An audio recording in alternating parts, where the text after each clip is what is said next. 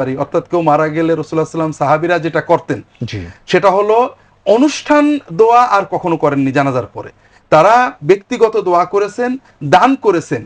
পারলে সদাকায়ে জারিয়া, অর্থাৎ বড় একটা টাকা স্থায়ী দান, একটা জমি অথবা জায়গা অথবা একটা মসজিদের কোনো ঘর কামরা করে দেওয়া, স্থায়ী কোনো কাজ পিতামাতার নিয়তে করা, তাহলে তারা কিয়ামত পর্যন্ত এটা সওয়াবটা পেতে থাকবেন। আর না হলে অস্থায়ী দানও করতে পারেন।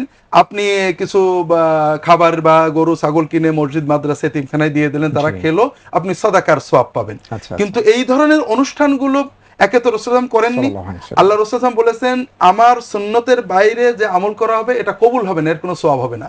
আমাদের পেট ভরবে, সমাজের সুনাম হবে, কিন্তু আল্লাহর কাছে আমরা এর কোনো সওয়াব পাবো না। সওয়াব পাবো না। ২ নম্বর কথা হলো, এই আনুষ্ঠানিকতার নামে আমরা অনেক সময় সমাজিত করি, লোক দেখানো হয়, গুনাহ হয়ে যায়।